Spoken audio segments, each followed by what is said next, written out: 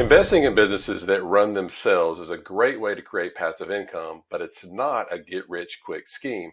Having multiple streams of income is the key to being able to live life however you see fit without having to worry ever about running out of money. But you may be asking yourself, how can I work a 9-to-5 job with other businesses that I'm running at the same time?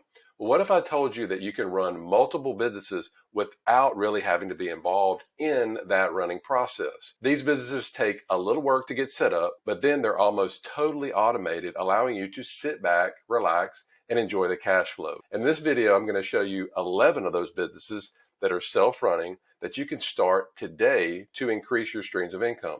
And if you're new here, I'm Dr. Jeff Anzalone, a periodontist that's on a mission to get you out of the rat race. I put together a passive income guide that's available with the link below the video. Warren Buffett once said, if you don't find a way to make money while you sleep, you're going to work until you die. Now, I realized a few years ago after a wrist injury that if I couldn't use my hands, I couldn't provide for my family as a periodontist. Now, you see, up until that time, my only income source was from my dental practice. And I'd really never given my financial situation very much thought. Buffett's quote about getting money to work for me instead of the other way around was exciting, yet I had no clue where to begin. But I knew something had to be done.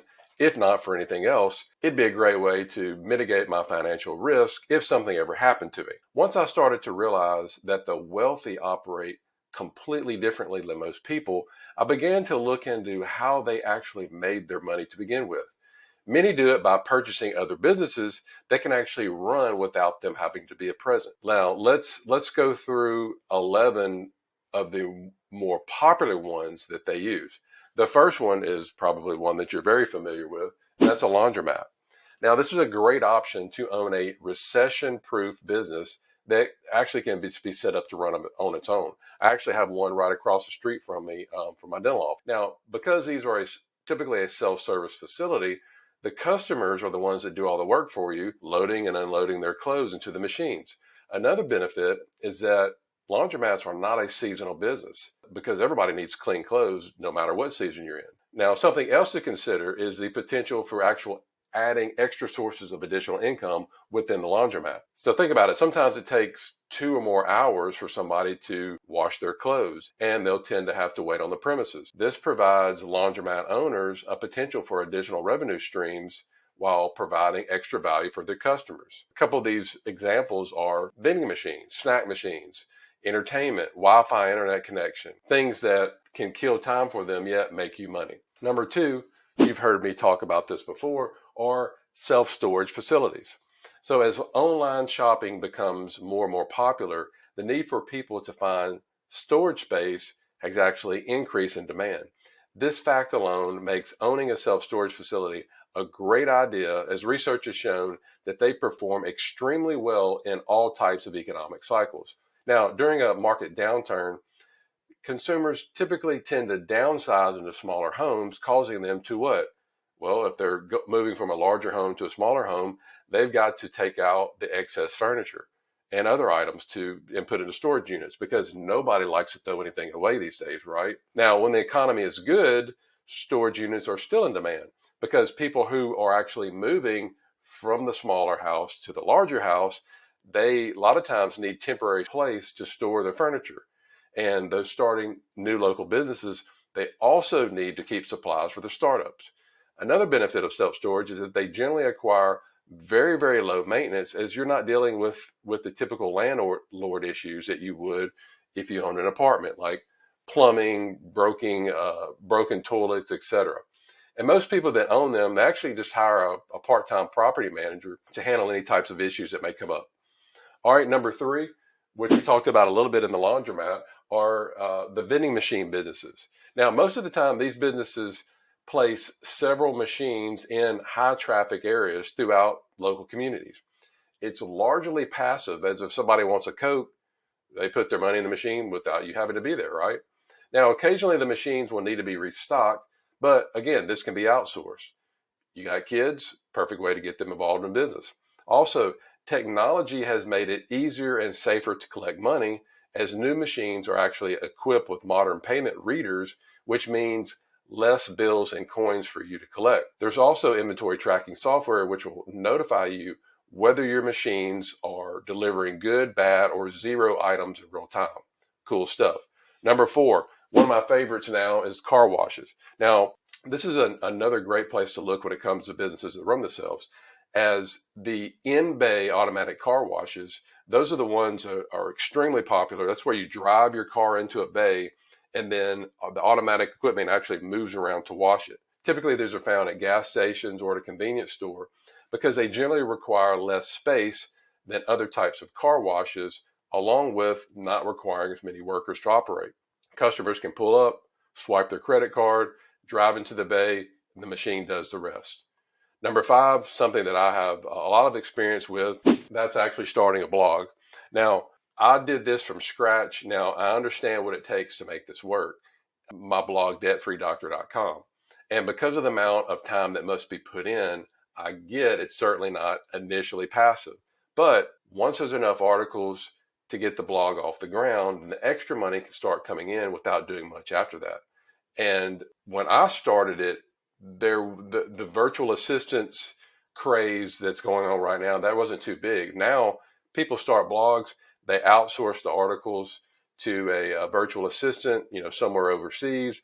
They write the articles for them, so it can be a much more passive than it was when I started. Now, you're probably asking yourself, well, how can you monetize a blog? Well, you can get other people to run ads on there for you. You can sell products and courses from other people. People are always creating stuff, and they're always looking for people to sell it. Sponsorships, affiliate marketing, plus there's several other things you can do too. Here's the good news. If you don't want to start a blog from scratch, then you can actually go out and buy an existing one already making money. And there's 2 main sites. So Flippa, you can just Google Flippa, and then the other one, and there's a lot of these, but these are the 2 main ones. Empire Flippers. So Flippa and Empire Flippers. Now, what's nice about running a blog is that there's no storefront, there's no customers, there's no order, there's no inventory, anything like that to deal with. All right. Number 6, something else that I have experience with is the ebook business. Research shows that over 1/3 of college students, they actually use ebooks instead of physical books. Crazy. Now, as the world's becoming increasingly more digital, the amount of ebooks used will eventually surpass physical book usage. This fact alone makes running an ebook selling business a great idea by taking advantage of the situation. So for starters, there's really never been an easier time to write a book. There's multiple websites out there that provide content creators that can actually write a book for you. You can actually just talk your book. They'll interview you, they'll ask you questions, they'll do it all for you. Now, when I wrote my first book, What They Don't Teach You in Dental School, I actually had to type it out because I didn't know about this process. But I was able to easily self-publish it through Amazon KDP. Not only is this platform free of charge, but you also get paid royalties for each time you sell it on Amazon. So think about it. You put the work in up front, you do your ebook, you write your ebook, or you get somebody to do it for you. Then any income from the sales is truly passive from there on out. Number 7, Amazon FBA business. This is fulfillment by Amazon. And this is probably one of the most popular ways right now people are making money online is the Amazon fulfillment by Amazon business. In a nutshell, you become a seller of products on the Amazon platform. You're actually becoming a middleman, so to speak, that can basically access their huge customer database. Plus, you're leveraging their infrastructure and branding. They're Amazon, right? Now, once you create a product or you find somebody else's product to sell, you're the ones that's in charge of setting the description, and you set your own price. And it doesn't take long to begin seeing positive results, literally just in a matter of days, due to their rapid operations, such as they handle all the logistics for you, the shipping, fulfillment, etc. Like most online businesses, all the work, again, is to be put in up front. Then the passive income can start to come in. Number 8, something else that I am quite familiar with, which is what you're watching right now, is a YouTube channel. Never been easier to start a YouTube channel. You pick up your phone, you can start recording. I've got this camera here on my web camera here on my computer. It's simple. The social media platforms, they turn more people starting from nothing into millionaires for creating content. It's crazy. Just like blogging, most of the revenue that if you start a YouTube channel is going to come from them running ads on your channel for you. Now, it took a little over a year after I started this channel that you're watching now before I was able to monetize it with ads. Now, to do this, YouTube, in order to run ads on YouTube, you have a couple of criteria. First, you have to get to the point where you have a minimum of 1,000 subscribers, and this is the kicker. You got to have 4,000 watch hours. 1,000 subscribers to your channel, 4,000 watch hours. Most of the time, people hit the 1,000 subscriber mark before the watch time. Now, the key to success is creating quality videos that people are going to find helpful and engaging. Now, I always love talking about finance, passive income, businesses, real estate, which really makes it easy for me to provide a steady stream of videos. And the one thing that initially held me back originally from starting this channel was right here, was my mindset. I kept asking all the wrong questions, which typically holds us back. I was asking the how questions, right? How do I start this channel? How do I edit the channels? How do I create thumbnails? All this stuff was holding me back until I read this, Who Not How. Okay. After reading Who Not How, I realized that these were the wrong types of questions to ask. So instead of asking the quote how questions, the book recommends that we find a who. Get it? Who, not how. Find a who that can help us start the channel, a who that can help us edit the video, a who can help us create the thumbnails. And that's all you need. Once I found my who actually was able to do all three of those things, I was easily able to move forward with this. All I do now, create the content, hit record, send it to my who, they take care of the rest. That's it. There's too many roadblocks out there that are holding people back because they're asking the wrong questions. Find a who to do it for you, see what happens. Number 9, online courses. Now, these have become increasingly popular as they actually can be accessed from anywhere, allowing people to learn from comfort of their homes. Now, if you're considering starting an online course, you're going to need to identify your skill. What are you good at? Or what are you interested in teaching others about? So for instance, both of my kids play tennis. I encourage them, maybe you should start an online course or a YouTube channel or both, teaching other kids how to play tennis, whatever your interest is, okay?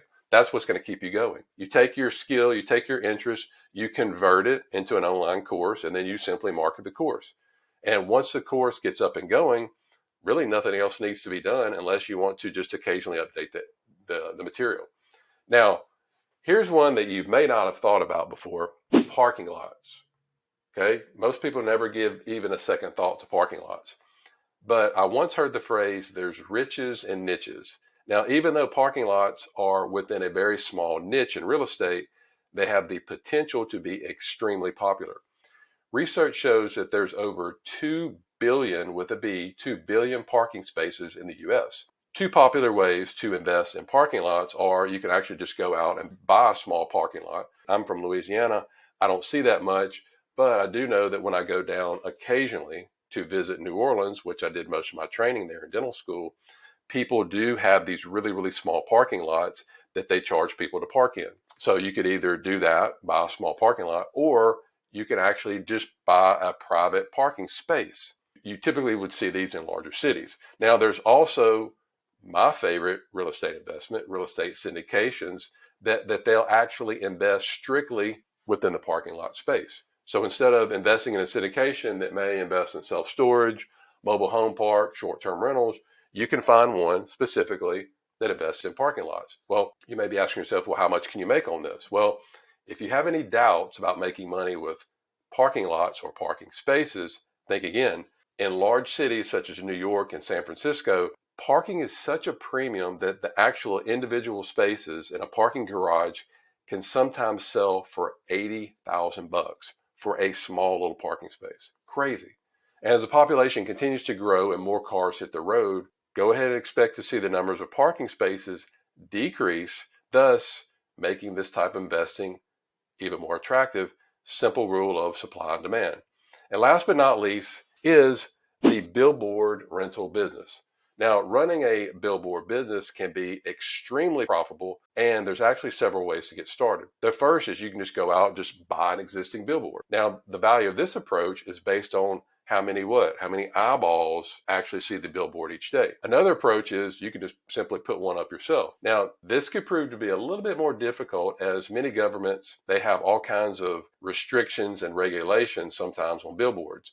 Now, if you're not erecting a billboard on your own land, you'll actually have to negotiate a lease with the landowner. Now, if you do this, you can expect to pay anywhere from 10 to 18% of the billboard's income for leasing the space. Now, investing in businesses that run themselves can be a great passive income source for people that are busy, they're professionals, yet they want to make a passive income. The good news is you can be as actively or as passively involved as you want, depending on what your time commitment is to any of these businesses. Now, if you want to learn more about investing, you want to continue your learning process, check out the 6 rules that I learned from the man himself, Mr. Robert Kiyosaki, over here in this video.